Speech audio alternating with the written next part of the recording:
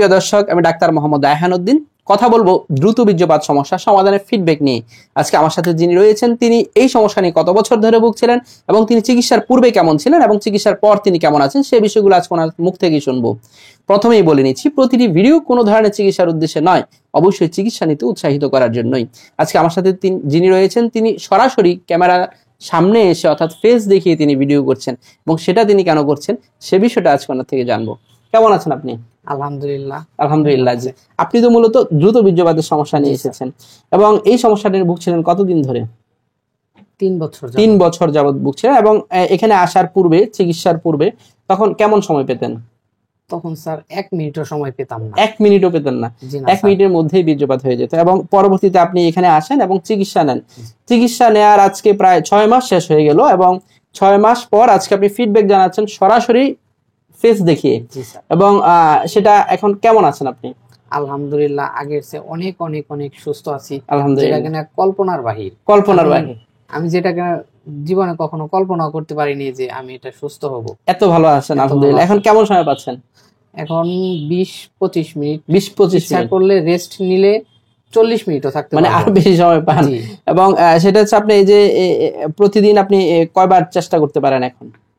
Minimum 3 বার পারবেন ইনশাআল্লাহ। এবং হচ্ছে অর্থাৎ নরমাল আগে যেটা একবারই আপনি 1 মিনিটের মধ্যেই বীর্যপাত হয়ে যেত এবং পরবর্তীতে আর মেলামেশা করতে পারতেন না, ওই রাতে ওরকম আমার কোনো ফিজিক্যালি মানে ইচ্ছাই থাকতো না। আলহামদুলিল্লাহ। এখন সেই ইচ্ছাটা হয় কিনা? এখন অনেকটাই আগের চেয়ে অনেক অনেক ভালো ইনশাআল্লাহ। এবং এই যে আপনি 6 মাস নিয়মিত ফলো আপে আসছেন এবং নিয়মিত চিকিৎসা নিচ্ছেন এবং তাতে ভালো লাগছে তো? আলহামদুলিল্লাহ, এখন আমি অনেক অনেক খুশি এবং আপনার দাম্পত্য জীবন ভালো যাচ্ছে কিনা? ইনশাআল্লাহ আগের চেয়ে অনেক অনেক ভালো যাচ্ছে। এবং হচ্ছে আপনার স্ত্রী খুশি আছে তো? অনেক খুশি এখন খুশি। এবং এখানে আসার পর এমন কোনো ওষুধ কি খেতে হয়েছে? মিলনের পূর্বে খেতে হবে, খাওয়ার পর মাথা ধরা, বুক ধরফর এই ধরনের কোনো সমস্যা? জি না স্যার, যেগুলো নরমাল ওষুধের মতো নরমাল। এবং হচ্ছে যা আপনার যে ওষুধগুলো খেতে হয়েছে সেটা আপনার সামর্থ্যের মধ্যে ছিল কিনা?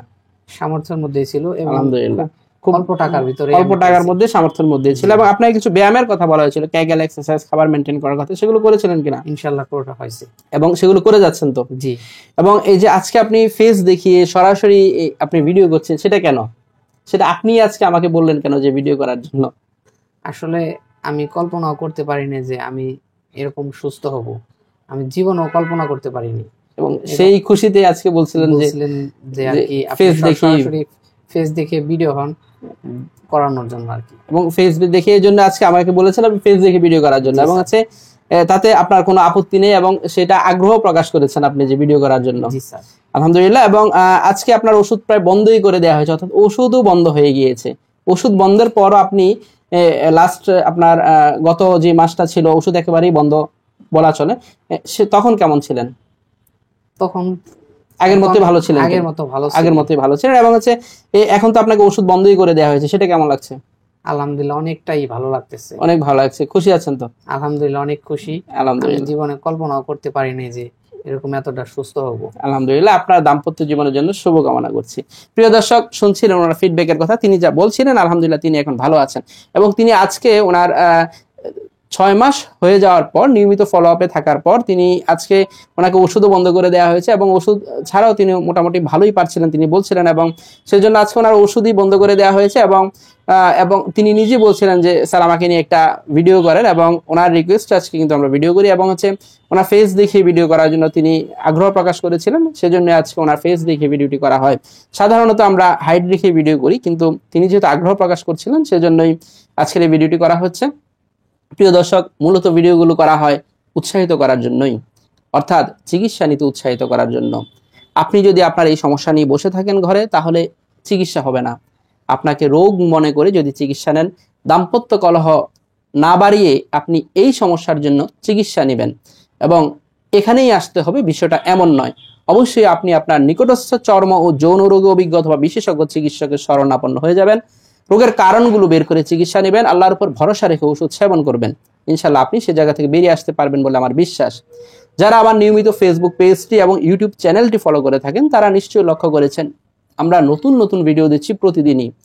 অর্থাৎ এতজন লোক এসে বলছেন ওনারা ভালো আছেন, তাহলে আপনি কেন নয়? অবশ্যই আপনাকে চিকিৎসা নিতে হবে, ধৈর্য নিয়ে চিকিৎসা করতে হবে। রোগটা যদি অনেক দিনের হয় তাহলে অনেক দিন ধরেই আপনাকে ধৈর্য নিয়ে চিকিৎসা করা উচিত। যদি আপনার বদঅভ্যাস থেকে থাকে তাহলে বদঅভ্যাসগুলো ত্যাগ করা উচিত। যদি আপনি আপনার ব্যায়াম এবং আপনার খাবার মেনটেন থেকে শুরু করে লাইফস্টাইল যদি ভালো না থাকে সেগুলো আপনাকে মেনটেন করা উচিত, তাহলেই ভালো ফলাফল পাওয়া সম্ভব। সকলকে ধন্যবাদ জানিয়ে শেষ করছি। আসসালামু আলাইকুম।